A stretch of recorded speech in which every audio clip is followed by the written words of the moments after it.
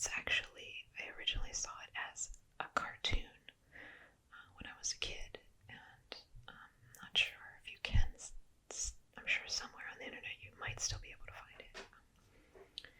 But it's called, the story is called Rikki Tikki Tavi, and it was written by Rudyard Kipling. He's the man who wrote the Jungle Book.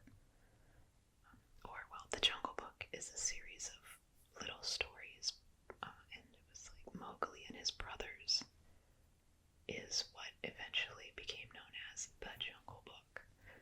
Anyway, let's just get started then.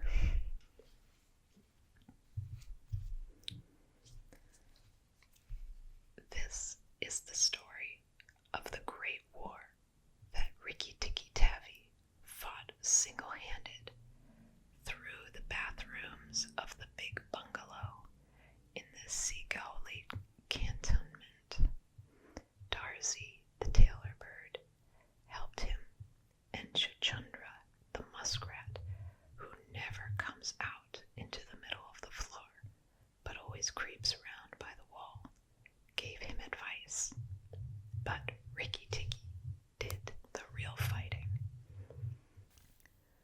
He was a mongoose, rather like a little cat in his fur and his tail, but quite like a weasel in his head and his habits. His eyes and the end of his nose were pink. He could scratch himself anywhere he pleased with any leg, front or back, that he chose to use. He could fluff up his tail till it looked like a bottle brush, and his war cry as he scuttled through the long grass was Rikki Tikki Tikki Tikki Tikki. One day, a high summer flood washed him out of the burrow where he lived with his father and mother, and carried him, kicking and clucking, down a roadside ditch. He found a little wisp of grass floating there, and clung to it till he lost his senses. When he revived, he was laying in the hot sun, in the middle of a garden path, very draggled indeed, and a small boy was saying, "Here's a dead mongoose. Let's have a funeral." "No," said his mother. "Let's take him in and dry him. Perhaps he isn't really dead." They took him into the house, and a big man picked him up between his fingers and said that he was not dead, but half choked. So they wrapped him in cotton wool and warmed him over a little fire, and he opened his eyes and sneezed. "Now," said the big man. He was an Englishman who had just moved into the bungalow. "Don't frighten him, and we'll see what he'll do." It is the hardest thing in the world to frighten a mongoose, because he is eaten up from nose to tail with curiosity. The motto of all mongoose family is "run and find out," and Rikki Tikki was a true mongoose. He looked at the cotton wool, decided that it was not good to eat, ran all round the table, sat up and put his fur in order, scratched himself, and jumped on the small boy's shoulder. "Don't be frightened, Teddy," said his father. "This is his way of making friends." "Ouch, he's tickling under my chin," said Teddy. Rikki Tikki looked down between the boy's collar and neck, snuffed at his ear, and climbed down to the floor, where he sat rubbing his nose. "Good gracious," said Teddy's mother, "and that's a wild creature. I suppose he is so tame because we have been kind to him." "All mongooses are like that," said her husband. "If Teddy doesn't pick him up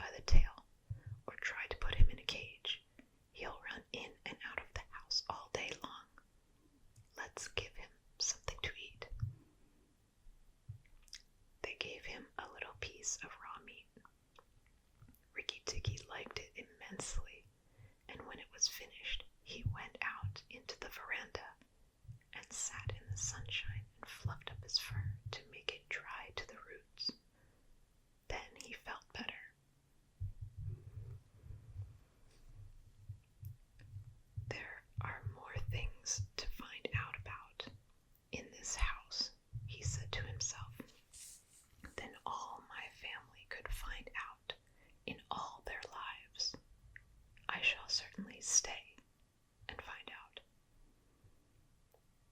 He spent all that day roaming over the house. He nearly drowned himself in the bathtubs, put his nose into the ink on the writing table, and burned it on the end of the big man's cigar, for he climbed up in the big man's lap to see how writing was done. At nightfall, he ran into Teddy's nursery to watch how kerosene lamps were lighted, and when Teddy went to bed, Rikki Tikki climbed up too. But he was a restless companion, because he had to get up and attend to every noise all through the night, and find out what made it. Teddy's mother and father came in, the last thing, to look at their boy, and Rikki Tikki was awake on the pillow. "I don't like that," said Teddy's mother. "He may bite the child." "He will do no such thing," said his father. "Teddy is safer with that little beast than if he had a bloodhound to watch him. If a snake came into the nursery now," but Teddy's mother wouldn't think of anything so awful. Early in the morning, Rikki Tikki came to early breakfast in the veranda, riding on Teddy's shoulder, and they gave him banana and some boiled egg. He sat on all their laps, one after another, because every well-brought-up mongoose always hopes to be a house mongoose someday and have rooms to run about in. And Rikki Tikki's mother, she used to live in the general's house in Sigowli, had carefully told Rikki what to do if ever he came across men.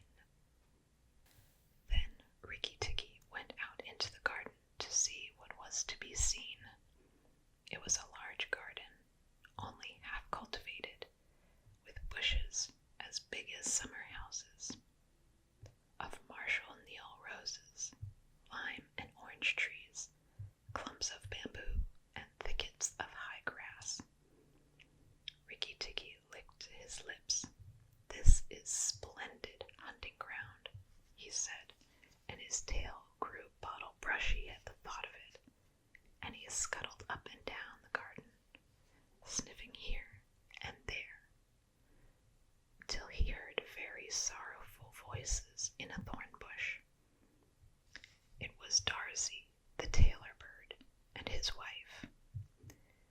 They had made a beautiful nest by pulling two big leaves together and stitching them up the edges with fiber, and had filled the hollow with cotton and downy fluff.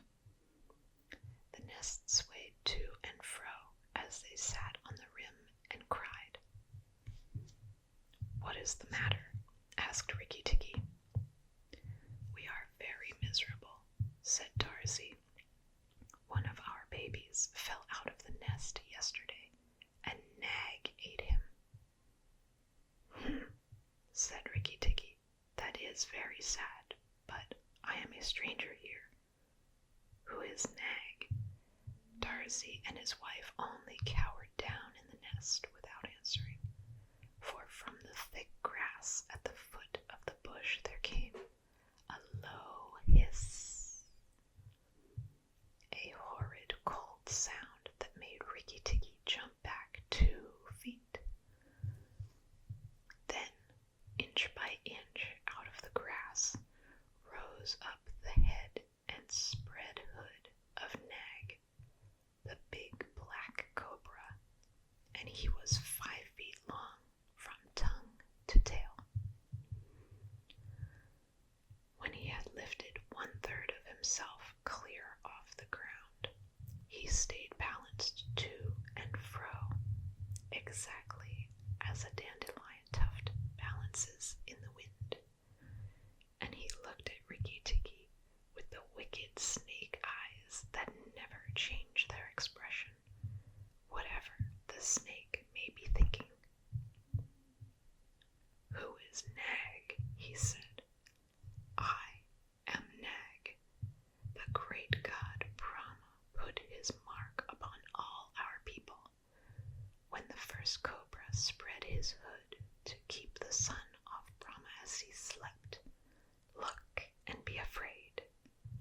He spread out his hood more than ever, and Rikki Tikki saw the spectacle mark on the back of it that looked exactly like the eye part of a hook and eye fastener.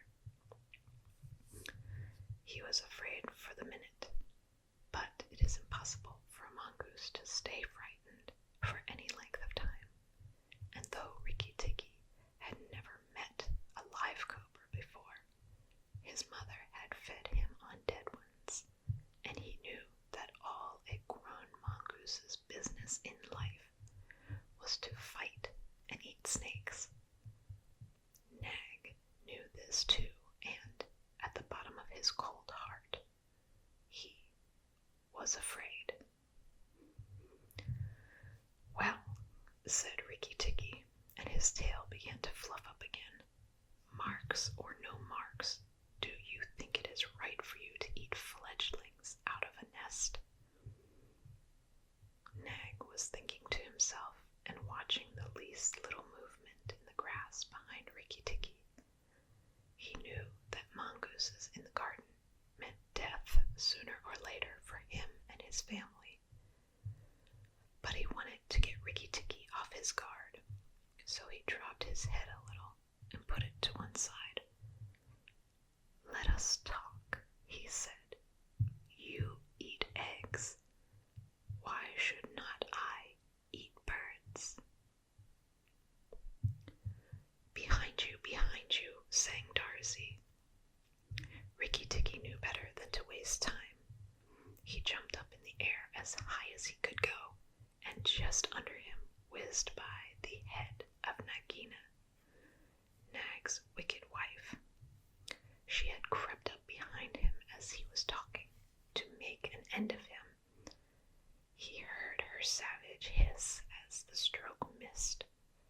He came down almost across her back, and if he had been an old mongoose, he would have known that then was the time to break her back with one bite.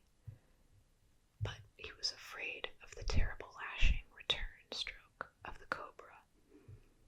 He bit indeed, but did not bite long enough, and he jumped clear of the whisking tail, leaving Nagaina torn and angry.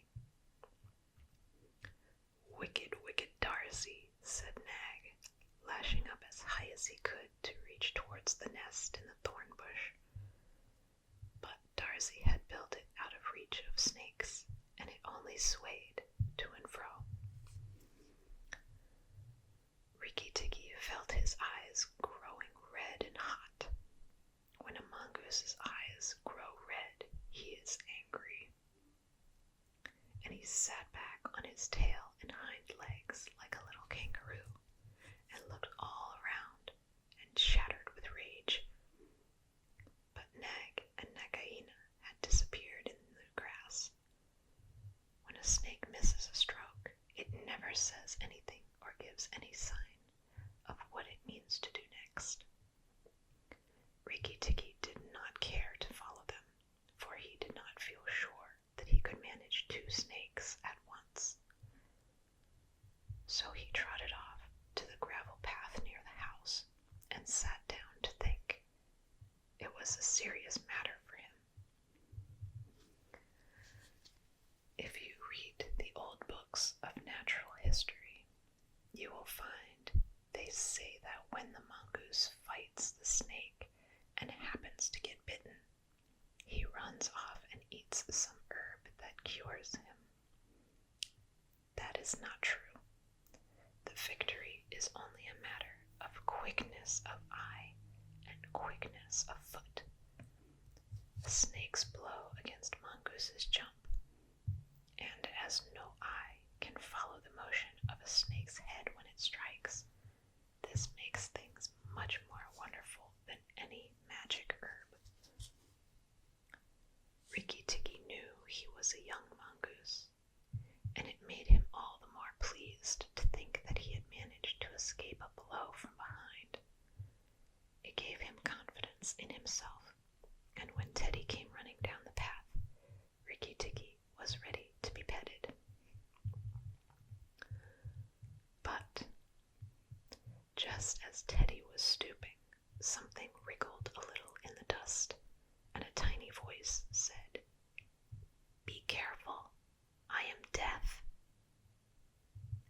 sees Karate, a dusty brown snakeling that lies for choice on the dusty earth, and his bite is as dangerous as the cobra, but he is so small that nobody thinks of him, and so he does them more harm.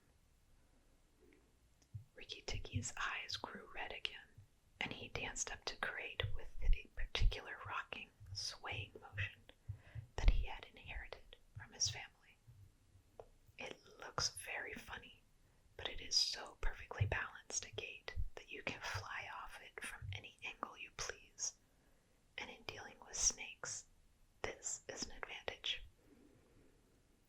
If Rikki Tikki had only known, he was doing a much more dangerous thing than fighting Nag, for Karate is so small and can turn so quickly that unless Rikki bit him close to the back of the head, he would get the return stroke in his eye or his lip.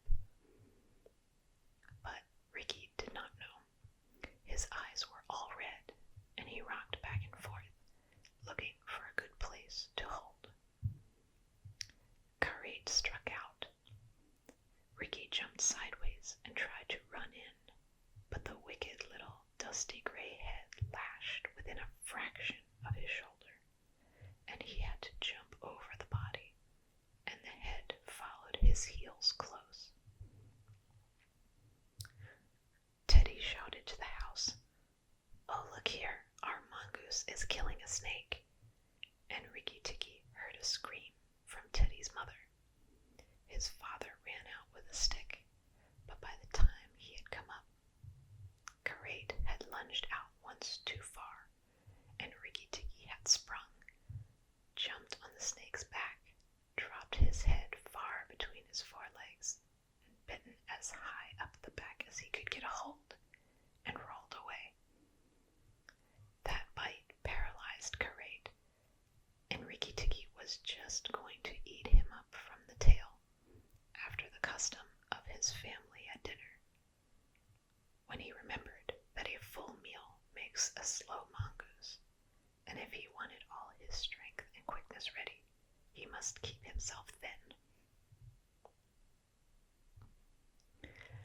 He went away for a dust bath under the castor oil bushes, while Teddy's father beat the dead Karate.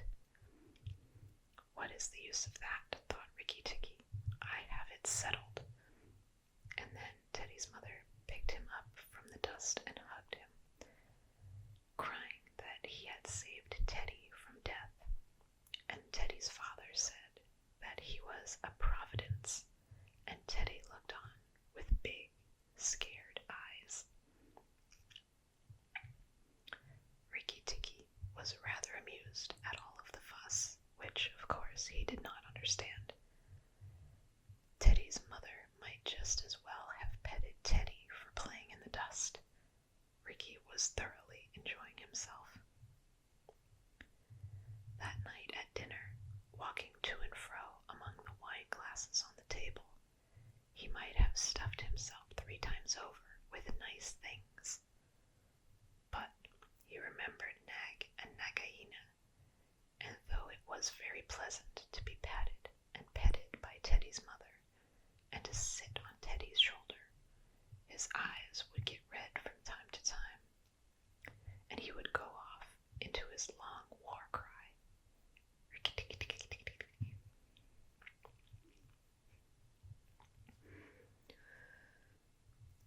Teddy carried him off to bed and insisted on Rikki Tikki sleeping under his chin.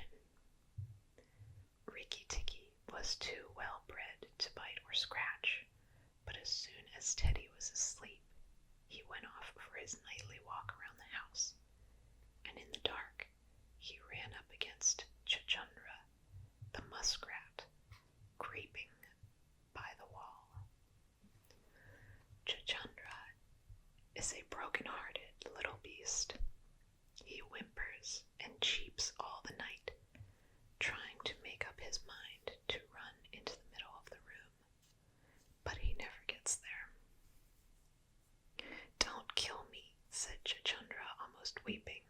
"Rikki Tikki, please."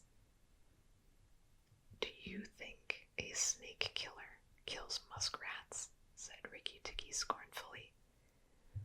Those who kill snakes get killed by snakes, said Chuchundra more sorrowfully than ever.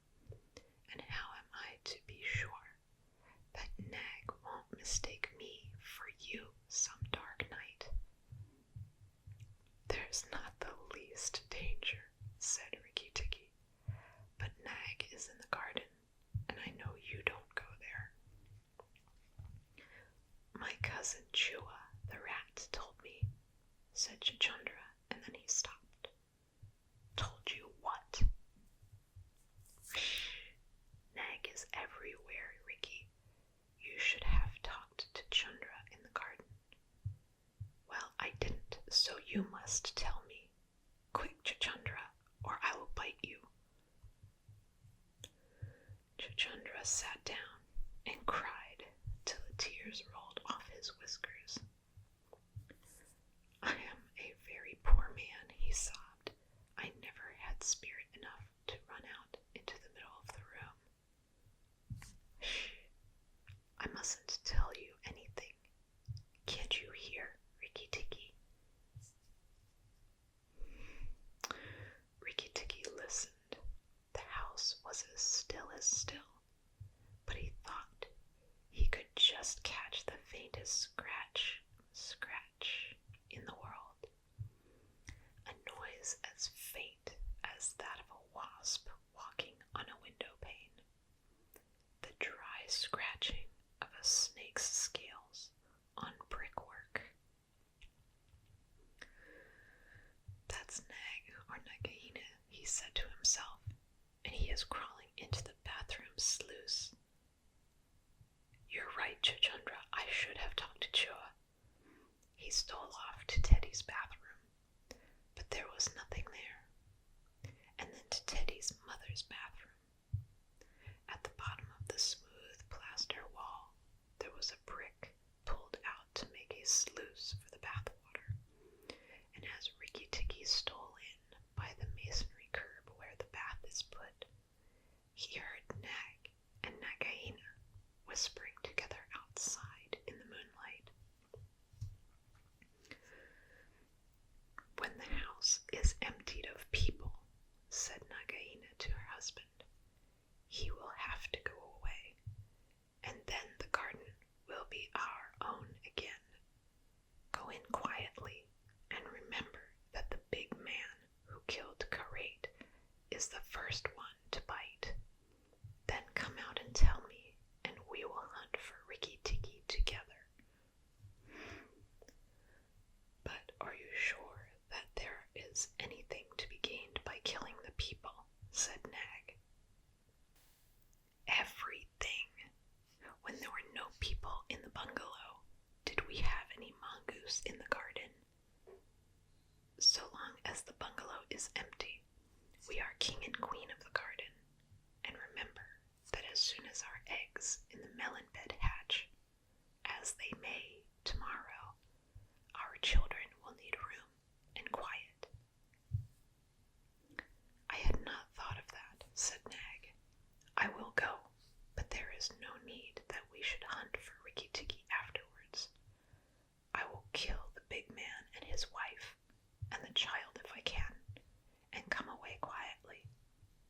Then the bungalow will be empty, and Rikki Tikki will go.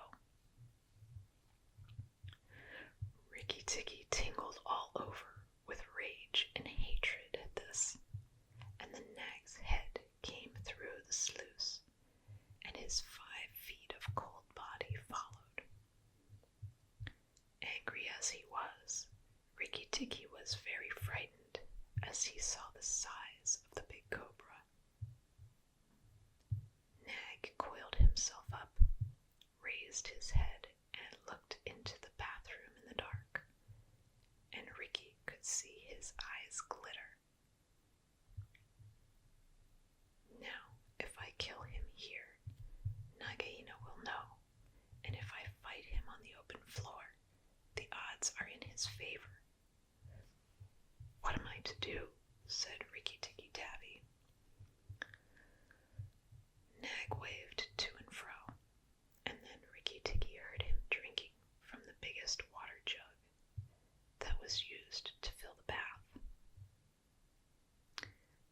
is good," said the snake. Now, when Karate was killed, the big man had a stick. He may have that stick still, but when he comes in to bathe in the morning, he will not have a stick. I shall wait here till he comes. Nagaina, do you hear me? I shall wait here in the cool until daytime. There was no answer from outside, so Rikki Tikki knew that Nagaina had gone away. Nag coiled himself down, coil by coil, round the bulge at the bottom of the water jar, and Rikki Tikki stayed still as death. After an hour, he began to move, muscle by muscle, toward the jar. Nag was asleep, and Rikki Tikki looked at his big back, wondering which would be the best place for a good hold. "If I don't break his back at the first jump," said Rikki, "he can still fight. And if he fights, oh, Rikki." He looked at the thickness of the neck below the hood, but that was too much for him, and a bite near the tail would only make Nag savage. "It must be the head," he said at last, "the head above the hood. And when I am once there, I must not let go."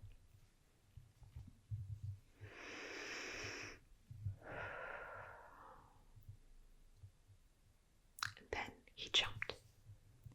The head was lying a little clear of the water jug, under the curve of it, and as his teeth met, Rikki braced his back against the bulge of the red earthenware to hold down the snake's head. This gave him just 1 second's purchase, and he made the most of it. Then he was battered to and fro, as a rat is shaken by a dog, to and fro on the floor, up and down, around in great circles. But his eyes were red, and he held on as the body cart-whipped over the floor, upsetting the tin dipper and the soap dish and the brush, and banged against the tin side of the bath. As he held, he closed his jaw tighter and tighter, for he made sure he would be banged to death, and, for the honor of his family, he preferred to be found with his teeth locked. He was dizzy, aching, and felt shaken to pieces, when something went off like a thunderclap just behind him. A hot wind knocked him senseless, and red fire stinged his fur. The big man, who had been awakened by the noise, had fired both barrels of a shotgun into Nag, just behind the hood. Rikki Tikki held on with his eyes shut, for now he was not quite sure if he was dead. But the head did not move, and the big man picked him up and said, "It's the mongoose again, Alice. The little chap has saved our lives now." Then Teddy's mother came in with a very white face and saw what was left of Nag, and Rikki Tikki dragged himself to Teddy's room, spent half the rest of the night shaking himself tenderly to find out whether he really was broken into 40 pieces as he had fancied.